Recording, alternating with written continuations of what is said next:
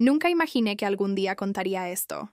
Durante años pensé que si hablaba, nadie me creería, que mi voz no valía nada frente a la de mi padre o la de mi hermano. Me llamo Sofía Ramírez, y durante 17 años viví en una casa donde el silencio dolía más que cualquier golpe. La gente del barrio decía que éramos una familia ejemplar. Mi padre, ingeniero, mi hermano, estudiante de medicina, y yo, la hija callada que siempre sonreía en las fotos. Pero detrás de esas paredes blancas, donde el olor a desinfectante se mezclaba con el miedo, mi vida se fue apagando poco a poco. Aprendí desde pequeña que en mi casa no existía la palabra ayuda, solo aguanta.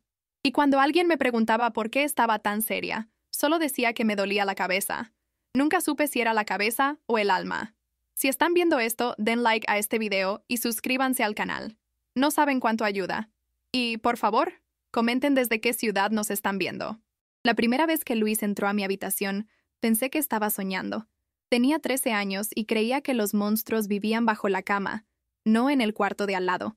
Me acuerdo del sonido del pasador girando despacio, de sus pasos lentos, del olor a colonia que me hacía querer desaparecer. Lo odié desde esa noche, pero más odié a mi padre cuando supe que lo sabía. Se lo dije con la voz temblando, esperando que me protegiera, que hiciera algo, y él solo me miró con desprecio, como si yo hubiera pronunciado una blasfemia. «No inventes cosas, Sofía», dijo, sin apartar la vista del periódico. En ese momento entendí que mi dolor era un secreto de familia, y que mi casa no era un hogar, era una celda con cuadros en las paredes. Durante mucho tiempo pensé que podía olvidarlo si lo fingía bien. Me volví experta en sonreír en las comidas, en decir «todo bien, papá», mientras sentía que algo dentro de mí se rompía un poco más cada día. Iba a la escuela con los ojos hinchados y decía que era por alergia. A veces las profesoras me preguntaban si necesitaba hablar, pero no sabían qué preguntar realmente. ¿Cómo se explica el miedo cuando vive contigo? Cuando te saluda cada mañana al otro lado del pasillo. Luis me regalaba dulces frente a los demás, y mi padre lo aplaudía. Aprende de tu hermano, Sofía. Él sí sabe cuidar de la familia. Y yo solo asentía, porque había aprendido que contradecir era una forma elegante de morir por dentro. Hubo noches en las que deseé desaparecer. No morir, exactamente, sino simplemente no estar.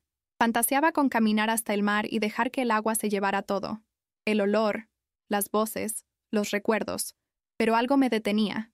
Tal vez era el recuerdo de mi madre, o la idea absurda de que algún día mi padre abriría los ojos y me abrazaría. Cada vez que lo miraba, veía a un hombre que había elegido el silencio por encima del amor. La casa se volvió una cárcel perfectamente ordenada. Las cortinas siempre limpias, los platos impecables, y mi alma, sucia. Nadie imaginaba que detrás de esa fachada vivía una guerra que solo yo podía escuchar. A los 17 años, el odio dejó de ser un pensamiento. Se convirtió en una decisión. El día que decidí vengarme no fue uno de esos momentos de rabia súbita. No hubo gritos ni lágrimas, solo una calma extraña, como si finalmente todo tuviera sentido. Había pasado tanto tiempo imaginando cómo sería vivir sin miedo, que cuando el pensamiento se transformó en plan, me pareció algo natural, casi lógico. Durante semanas observé cada detalle. ¿A qué hora mi padre cerraba el estudio? ¿Cuándo Luis solía dormirse? ¿Qué ruidos hacía la casa antes del amanecer? Me movía en silencio, como una sombra que aprendió a no despertar sospechas. Guardé todo el miedo que alguna vez sentí y lo transformé en precisión. Ya no era una niña asustada. Era alguien que entendía que el silencio podía ser un arma. Recuerdo que esa noche el aire olía distinto. Mi padre celebraba su ascenso con un whisky caro, y Luis reía más fuerte que nunca. Yo los miraba desde la cocina, fingiendo servirles mientras mi mente repasaba cada paso del plan. No pensaba en justicia, ni siquiera en castigo. Pensaba en libertad. Cuando todos se fueron a dormir, el reloj marcaba las 2, y algo dentro de mí se encendió. Subí las escaleras despacio, con el corazón latiendo tan fuerte que pensé que despertaría a toda la casa. Entré al cuarto de Luis, y por un instante volví a tener 13 años. Pero esa vez, el miedo no era mío. Entré en la habitación con las manos húmedas, como si el miedo hubiera dejado un sudor frío sobre mi piel. Luis dormía con la boca entreabierta, el rostro relajado como si fuera otro chico cualquiera, no el monstruo que conocía cada sombra de mi cuerpo. Me acerqué despacio, observando la curva de su cuello, la calma absurda en su pecho. Por un instante todo mi plan se deshizo y volvió el temblor de siempre, pero respiré hondo y lo empujé hacia el borde de la cama hasta que su cuerpo no tuvo más espacio para moverse. La sábana olía a su colonia y a algodón caliente. Mis manos temblaban tanto que pensé en soltarlas y gritar, pero sabía que gritar no habría cambiado nada en ese cuarto donde nadie me escuchó cuando pedí ayuda. Lo tapé con la misma manta que tantas veces me cubrió para esconder las lágrimas. La presión fue aumentando con una mezcla de piedad y furia, como si con cada latido de su corazón le devolviera una parte del tiempo que me había robado. No fue rápido ni limpio. Fue un ajuste lento, una cuenta regresiva hecha de respiraciones que se volvían cada vez más pausadas. Y en ese silencio absoluto noté todos los sonidos que mi casa me había robado. Las risas en la mesa, los brindis, los pasos de mi padre por el pasillo, la indiferencia que había aprendido a llamar normal. El ruido que siguió no fue un estallido, sino el sonido seco de la casa despertándose de golpe. Mi padre entró como una sombra hecha de incredulidad, sus manos temblando sobre el borde de la cama, mientras miraba el cuerpo de su hijo, y por primera vez vi algo distinto en sus ojos. No solo horror, sino una culpa antigua, profunda, casi transparente. Lo busqué con la mirada, y encontré en sus manos el mismo periódico que antes había usado para fingir impasibilidad. Ahora sus manos no sabían qué hacer con la farsa. Me gritó, pero su voz venía de lejos, como si el sonido rebotara en un cuarto que él mismo había sellado. Yo no podía retroceder. Tomé el revólver del escritorio porque era lo que él guardaba para la imagen de hombre respetable, y con esa arma en la mano sentí que el silencio que me habían impuesto volvía para cobrar su precio. No dije palabras grandiosas. Mis ojos solo buscaron los suyos, y le dije lo que ya sabía desde niña, que había elegido la apariencia por encima de mi voz. Cuando apreté el gatillo, no hubo gritos cinematográficos, solo un segundo espeso en el que todo lo que callé pareció caer sobre mi pecho, y luego un sonido seco que llenó la sala, como si al fin mi silencio tuviera eco. No recuerdo haber llorado esa noche. Me quedé sentada en el suelo, con las manos manchadas y el cuerpo completamente vacío, como si el miedo se hubiera ido y no supiera qué hacer sin él. La casa estaba en silencio, un silencio diferente, no el que me asfixiaba cada día, sino uno que parecía observarme. Las paredes ya no eran mis enemigas, eran testigos. Miré a mi padre y a Luis y sentí algo que no esperaba: compasión. No por ellos, sino por la niña que fui, la que esperó tanto tiempo que alguien la salvara. Esa niña ya no existía. El reloj marcaba las 3:30 cuando me di cuenta de que no había vuelta atrás. Respiré hondo, y por primera vez, no tuve miedo del amanecer. Cuando los policías llegaron, sus pasos resonaron como martillos sobre el piso de madera. No intenté correr ni mentir. Dije mi nombre, conté lo esencial, sin adornos, sin lágrimas. Mi hermano me quitó la infancia. Mi padre me quitó la voz. Yo solo les devolví lo que era mío. Nadie respondió. Algunos me miraron con horror, otros con una piedad que me dolió más que los golpes. Mientras me esposaban, observé por última vez la casa, la misma que había sido mi cárcel. Las cortinas seguían cerradas, el cuadro familiar colgaba torcido, y sobre la mesa aún quedaban los restos del brindis de esa noche. Me llevaron sin resistencia, porque sabía que lo que había muerto allí no eran solo 2 hombres, sino la mentira de una familia entera. La celda donde me encerraron era pequeña, con una ventana tan alta que solo se veía un pedazo de cielo. Al principio pensé que nunca podría dormir ahí, pero pronto me di cuenta de que ese silencio no era el mismo. No dolía. No escondía amenazas. Era un silencio limpio, nuevo, como un espacio donde mi mente podía empezar a ordenar los pedazos rotos de mi historia. Los primeros días fueron una mezcla de alivio y culpa. Alivio porque ya no tenía que fingir. Culpa porque todavía soñaba con la voz de mi madre diciéndome que la familia era lo más importante. Me preguntaba qué habría pensado si me viera así, una hija asesina o una sobreviviente. En esas noches, hablaba sola, como si ella pudiera oírme desde algún lugar donde el dolor no alcanzaba. Las otras reclusas me observaban con una mezcla de curiosidad y recelo. Una de ellas, Clara, me preguntó una vez qué se sentía quitarle la vida a alguien. Tardé en responder. No supe decirle que no se trataba de venganza, sino de silencio, que todo lo que hice fue devolverle al mundo el ruido que mi casa me había robado.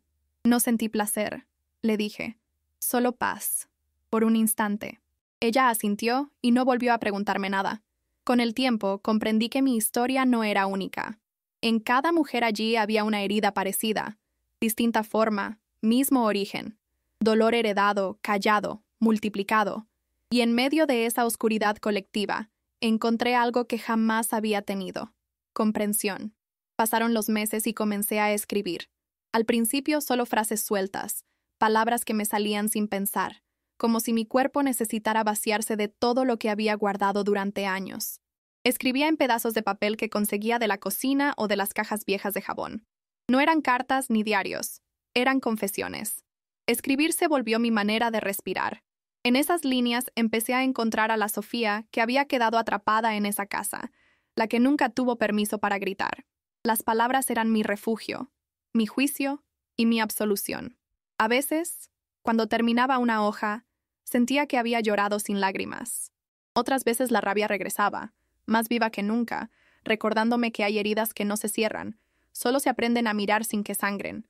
Un psicólogo de la prisión leyó uno de mis escritos y me preguntó si quería compartir mi historia en un grupo de terapia. Dudé, no por vergüenza, sino por miedo a escucharla en voz alta, pero acepté. Esa primera sesión fue como abrir una puerta sellada durante años.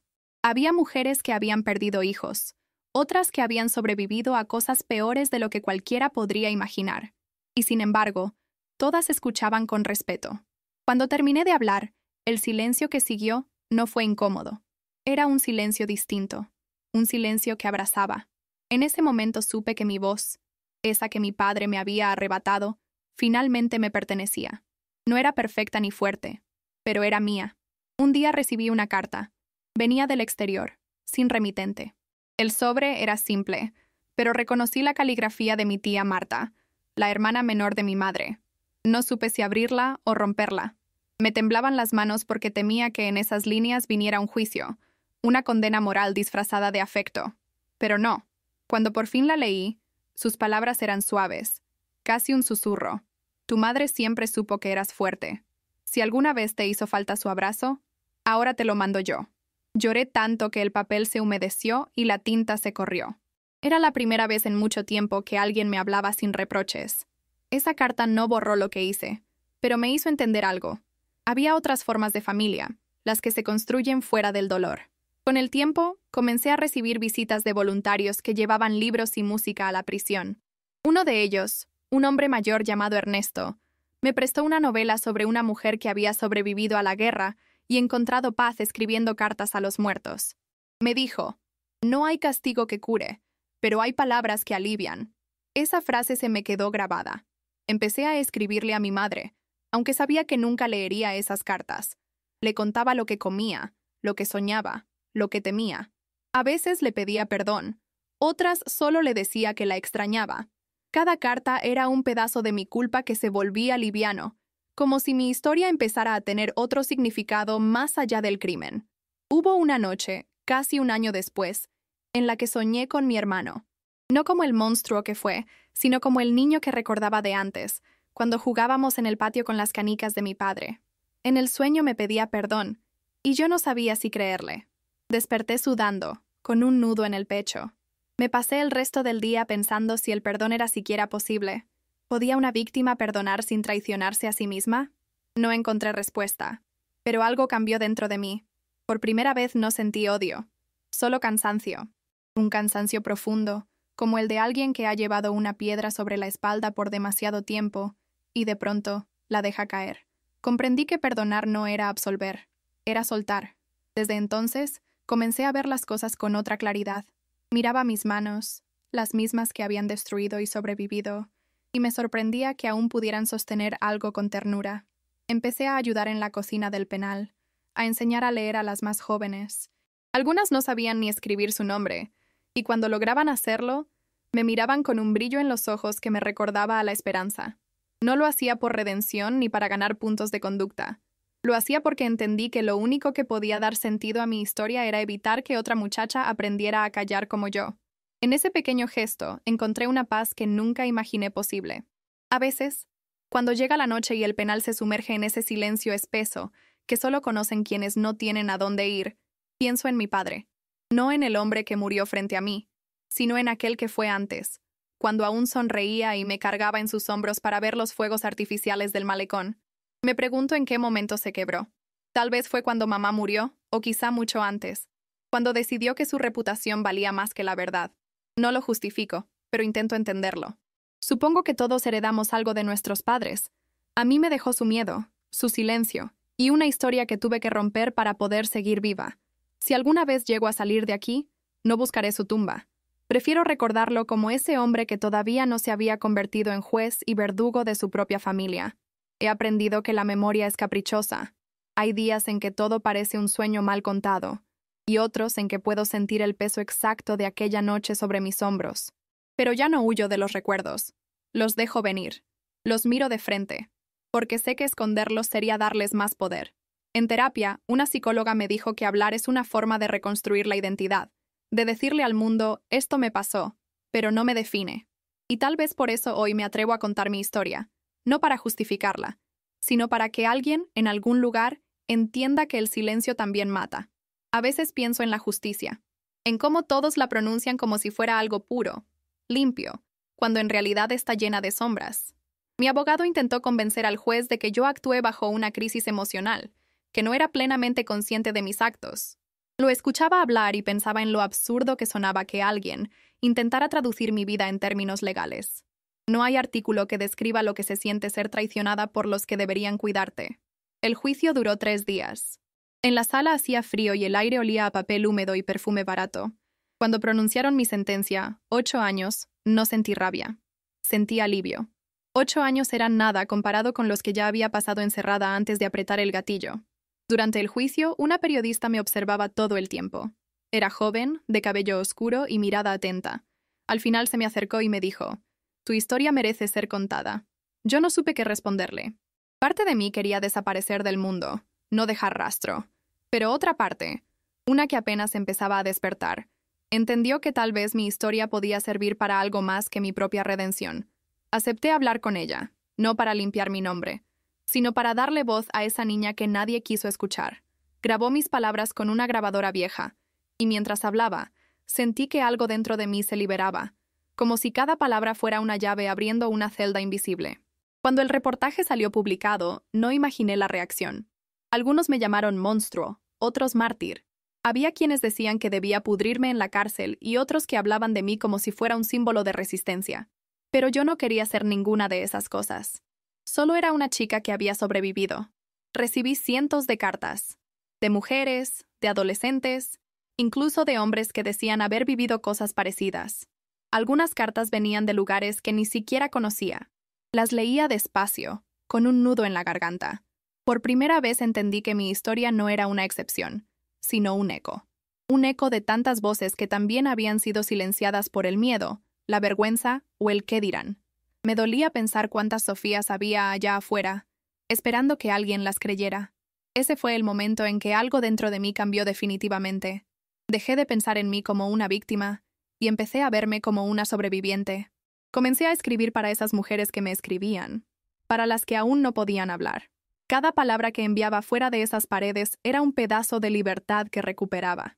La directora del penal me permitió organizar un pequeño taller de escritura. Lo llamé Voces en la Sombra. Las primeras semanas fueron difíciles. Algunas no sabían por dónde empezar. Otras lloraban sin poder escribir una sola línea. Pero poco a poco, las historias comenzaron a llenarse de nombres, de recuerdos, de vida. Y comprendí que, a veces, contar es también una forma de sanar. Con el tiempo, el taller se convirtió en mi refugio. Había tardes en las que el olor a papel, tinta y café instantáneo llenaba el aire, y por unas horas olvidábamos los muros. Escuchar las historias de las demás era como mirarse en un espejo roto, donde cada fragmento reflejaba un dolor distinto. Algunas hablaban de amores violentos, otras de infancias arrebatadas, otras simplemente del cansancio de ser invisibles. Cada relato me recordaba que el dolor tiene muchas formas, pero la voz solo una, la necesidad de ser escuchada. A veces, mientras escribían, se reían, y esas risas torpes eran lo más parecido a la libertad que habíamos sentido en mucho tiempo. Nunca pensé que dentro de una prisión pudieran hacer algo tan puro como la esperanza. Un día, una de las chicas, llamada Valeria, me dijo que gracias al taller había escrito una carta a su hija, después de 5 años sin contacto. Me la enseñó. Estaba llena de faltas ortográficas, pero escrita con un corazón tan sincero que me conmovió hasta las lágrimas. «Tú me enseñaste que no estoy muerta, Sofía», me dijo. Esa frase se me clavó en el pecho como un recordatorio. Tal vez ese era el sentido de todo lo que había vivido. No destruir, sino transformar. Comprendí que la vida me había obligado a atravesar el fuego para aprender a encender luces en otros. Por primera vez sentí que no estaba pagando una condena, sino cerrando un ciclo. A los 3 años de mi condena, llegó la noticia de que me reducirían la pena por buena conducta. No supe cómo sentirme. Parte de mí se alegró, otra parte temió volver a un mundo que ya no conocía. Afuera quedaban las calles que recorría de niña, los lugares donde había aprendido a fingir sonrisas, los rostros que alguna vez me juzgaron. ¿Qué iba a hacer con mi libertad si ya no tenía un hogar al cual regresar? Pasé días enteros pensando en eso, mirando por la ventana enrejada el cielo que cambiaba de color sin pedirme permiso. Entendí que la libertad no es salir, sino no tener miedo de mirar atrás. Y aunque aún me costaba dormir sin pesadillas, comencé a imaginar mi vida más allá de esas paredes, sin odio, sin rencor, solo con la posibilidad de empezar de nuevo. El día que me avisaron la fecha de mi salida, temblé. No de emoción, sino de incertidumbre. Me había acostumbrado a la rutina, al orden, al ruido lejano del portón cerrándose cada noche. Afuera, el mundo era una incógnita. Ernesto, el voluntario, vino a despedirse. Me abrazó fuerte y me dejó una libreta vacía. «Llénala con lo que venga después», me dijo. Esa noche no dormí. Pensaba en mi madre, en su voz, en cómo siempre decía que la vida era como el mar.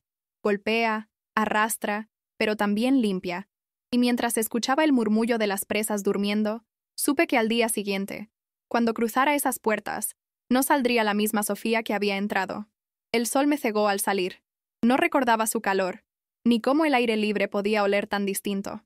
Caminé despacio, con una bolsa de tela en la mano y un silencio nuevo dentro del pecho. Nadie me esperaba afuera, y por extraño que parezca, eso fue un alivio. No tenía que explicar mi historia, ni responder preguntas, ni fingir gratitud. Tomé un autobús hacia el barrio donde crecí, solo para mirarlo una vez más.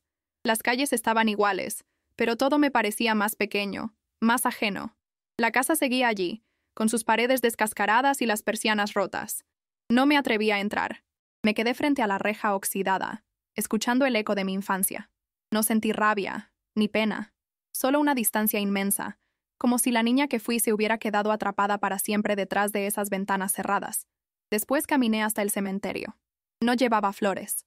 No creía en los rituales, pero necesitaba ver sus nombres escritos en piedra. La lápida de mi padre y la de Luis estaban juntas, bajo un árbol grande que dejaba caer hojas secas sobre la tierra. Me quedé un rato observando los nombres, esperando sentir algo, cualquier cosa, pero solo sentí paz, una paz simple, como la de quien al fin deja de huir. Me senté en el suelo, cerré los ojos y les hablé en silencio, no para perdonarlos, sino para despedirme. Les dije que ya no cargaba con ellos, que su historia terminaba ahí, bajo ese árbol. Y por primera vez, la palabra libre tuvo sentido. Al salir del cementerio, caminé sin rumbo hasta que mis pies me llevaron al malecón. El mar estaba gris, agitado, como si también tuviera algo que decir. Me senté en el muro y abrí la libreta que Ernesto me había regalado. Escribí solo una frase: «Hoy volví a respirar sin miedo», y la repetí una y otra vez, hasta llenar la página. El viento me despeinaba y las olas golpeaban fuerte, pero dentro de mí todo estaba quieto. Miré el horizonte y por primera vez no pensé en el pasado. Pensé en el futuro, aunque no supiera cómo sería. A mi lado, una pareja reía, un niño corría detrás de una pelota, y ese sonido simple de la vida cotidiana me pareció el más hermoso del mundo. Esa noche dormí en un pequeño albergue para mujeres. Me dieron una cama junto a la ventana, y mientras la luna se reflejaba en el vidrio sucio, me prometí que nunca más volvería a callar. No sabía qué vendría después, si encontraría trabajo, si lograría empezar de nuevo, pero tenía algo más importante, la certeza de que seguía viva. A la mañana siguiente me desperté con el canto de los gallos y el olor a café viejo. Sonreí. No era la vida perfecta que mi padre soñó, ni la vida rota que dejé atrás. Era mía, por fin mía. Pasaron los meses y poco a poco fui reconstruyendo una vida. Encontré trabajo en una pequeña librería, un lugar silencioso donde el olor a papel viejo me resultaba familiar, casi reconfortante. El dueño, un anciano amable llamado Ricardo, nunca me hizo preguntas sobre mi pasado. Solo me dijo: «Aquí todos llegamos buscando algo que nos salve». Me dejaba leer entre los turnos, y cada libro que abría era una puerta nueva. Descubrí historias de mujeres que habían sobrevivido guerras, pérdidas, silencios. Me sentí parte de ellas. A veces, Cuando una clienta venía buscando algo para entender el dolor, yo le recomendaba escribir, como si esas palabras fueran el remedio que me había mantenido viva. Sin darme cuenta, comencé a reconstruirme entre estantes y páginas. Una tarde, una joven se acercó a la librería. Tendría unos 20 años, con la mirada cansada pero curiosa. Me pidió un libro sobre mujeres que logran seguir adelante. Su voz temblaba un poco, como si detrás de esa frase se escondiera una súplica.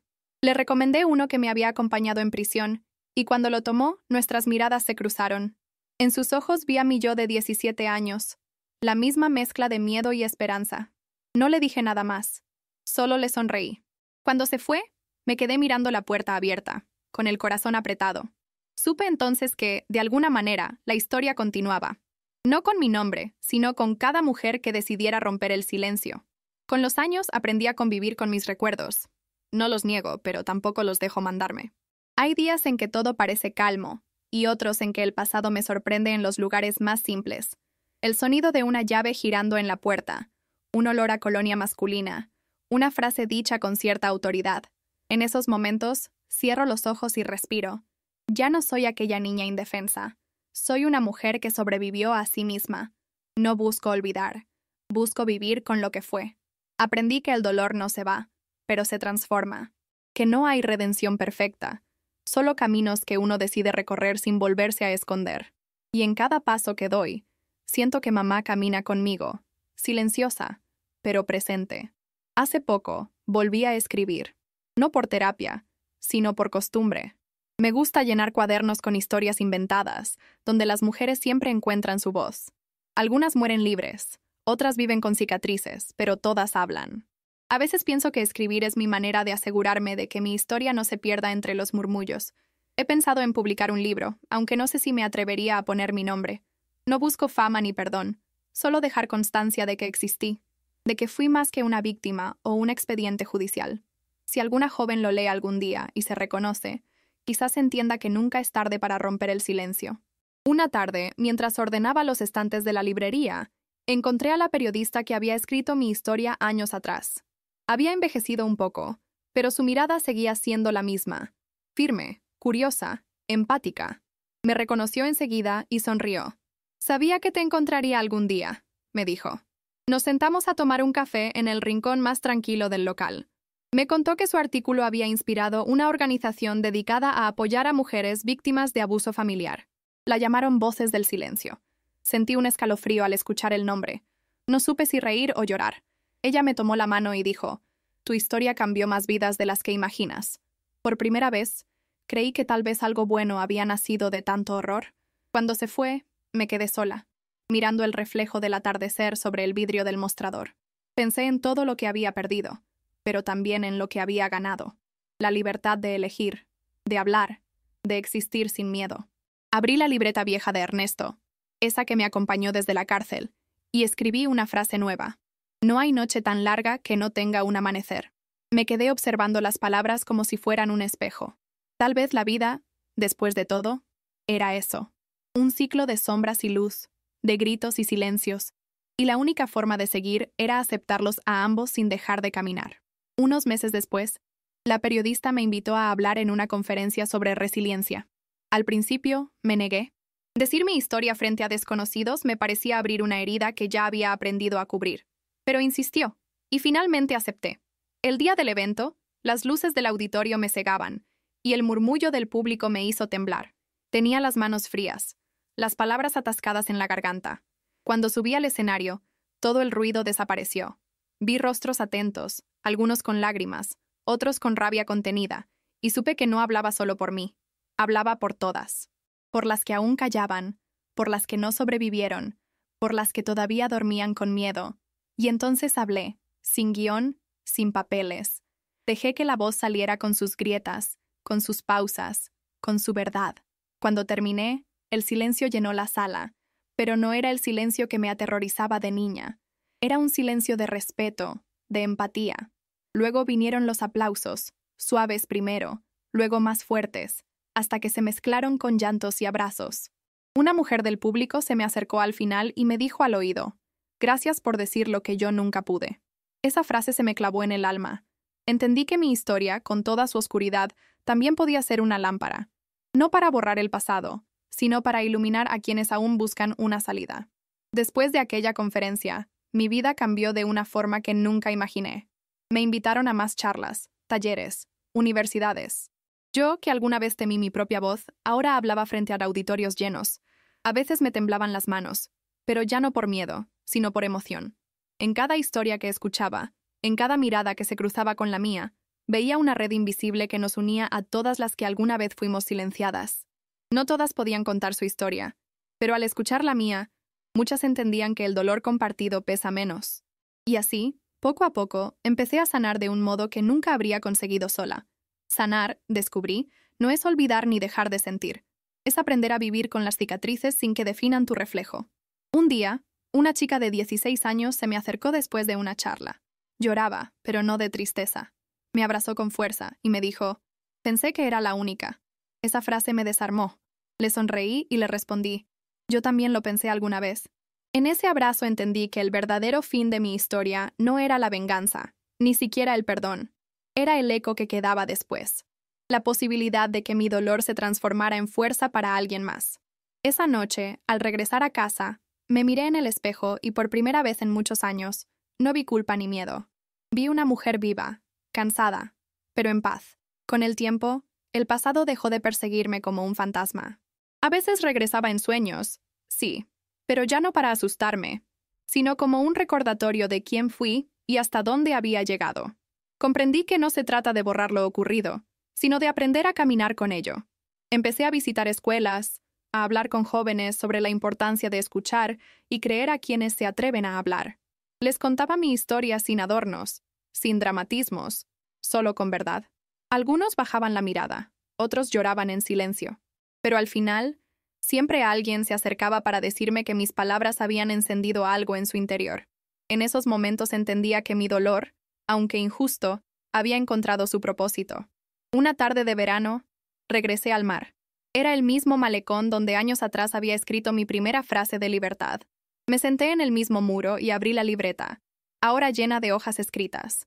Escribí una última línea. Sobrevivir no fue mi castigo, fue mi renacer. Cerré la libreta y la dejé sobre el muro, abierta al viento. El sol caía lento, y por primera vez sentí que todo tenía sentido. Ya no había necesidad de seguir contando la historia. Ya no dolía. Miré el horizonte, y en ese instante supe que, aunque las heridas permanecieran, la vida siempre encuentra una forma de florecer, incluso entre los escombros. Hoy vivo en un pequeño apartamento cerca del mar. Las paredes son blancas, sin cuadros ni recuerdos que me pesen. Cada mañana abro las ventanas y dejo que el viento entre, como si purificara todo lo que alguna vez dolió. Trabajo todavía en la librería, aunque ahora también doy talleres de escritura para jóvenes. Algunos me llaman la señora de las historias tristes. Y me río, porque no saben que esas historias me devolvieron la vida. Tengo un gato que adopté de la calle. Lo llamé Luz, porque fue lo primero que vi cuando lo encontré. Un destello entre la oscuridad. A veces, cuando escribo en silencio y lo oigo ronronear, me pregunto si este era el destino que mamá deseaba para mí. Una vida simple, sin miedo, donde cada día es una forma de redención. Hay noches en que sueño con ella. En el sueño estamos en la vieja cocina, preparando pan como cuando era niña. Ella sonríe, pero no dice nada. Solo me mira con esa mezcla de orgullo y tristeza que siempre tuvo. Me despierto con lágrimas, pero son distintas. No de dolor, sino de gratitud. Porque, a pesar de todo, sigo aquí. Y aunque mi historia esté marcada por la oscuridad, aprendí que hasta la sombra más larga termina cuando llega la luz. Quizás esa sea mi verdadera herencia. La capacidad de no rendirme, de seguir respirando incluso cuando el aire duele. Hace poco volví a leer algunas de las cartas que escribí en prisión. Estaban arrugadas, con tinta corrida y manchas de café, pero al tocarlas sentí algo parecido al cariño. En esas páginas vivía la versión más frágil de mí, la que todavía no entendía que sobrevivir no era una vergüenza, sino un acto de valentía. Me encontré con frases escritas desde la desesperación, otras desde la esperanza, y comprendí que, incluso en los momentos más oscuros, siempre hubo una parte de mí que se negó a desaparecer. Guardé las cartas en una caja de madera, como quien guarda semillas, y pensé que tal vez algún día las compartiría con alguien que necesitara creer que el dolor no es el final, sino el inicio de otra forma de vida. Una tarde, mientras el cielo se teñía de naranja, vi pasar por la ventana a una niña que jugaba con su madre en la acera. Corrían, reían, se empujaban con esa alegría desbordante que solo tienen las que no conocen el miedo. Las observé largo rato y me descubrí sonriendo. Esa imagen, tan simple y tan poderosa, me recordó por qué decidí contar mi historia, para que ninguna niña tuviera que aprender lo que yo aprendí en silencio. Tal vez el pasado nunca se borre, pero la vida, de algún modo misterioso, siempre encuentra cómo reparar sus grietas. Y en esa certeza encontré, por fin, mi paz. Con el tiempo, aprendí a hacer las paces con el espejo. Durante años evitaba mirarme porque veía en mis ojos todo lo que había pasado. El miedo, la culpa, el dolor. Pero un día, mientras me cepillaba el cabello, me detuve y me miré de frente. Lo que vi no fue a una víctima ni a una asesina. Vi a una mujer que había sobrevivido a su propia historia. Vi las cicatrices, sí, pero también la fuerza que me había mantenido viva. Me di cuenta de que no podía seguir castigándome por lo que hice, porque en aquel momento era la única forma que tenía de salvarme. Y entendí que la verdadera redención no viene del perdón de los demás, sino de la capacidad de mirarse sin odio. Desde entonces, cada mañana, me repito frente al espejo: sigo aquí, y eso es suficiente. Una noche, escribí una carta que nunca envié. Era para mi yo de 13 años. Le conté que algún día todo el dolor tendría un sentido, que un día dejaría de llorar por miedo y empezaría a llorar por liberación. Le prometí que nadie volvería a tocarla sin su consentimiento, que su voz sería escuchada, que encontraría gente que la entendería sin juzgarla. Y al final de la carta, le escribí una sola frase: no fuiste culpable de nada. Lloré mucho esa noche, pero fue un llanto distinto, como si cada lágrima limpiara un rincón de mi alma que aún estaba oscuro. El invierno pasado, recibí una invitación para participar en un libro colectivo sobre mujeres que habían transformado su dolor en arte. Dudé antes de aceptar.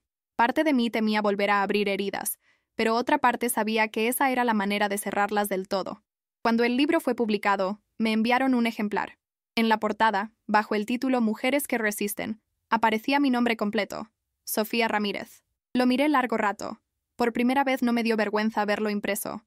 Era como si esas letras, tan simples, me devolvieran una identidad que me había sido arrebatada. Pasé las páginas lentamente hasta encontrar mi historia. La leí de principio a fin, y cuando terminé, sonreí. Ya no dolía, ya no pesaba.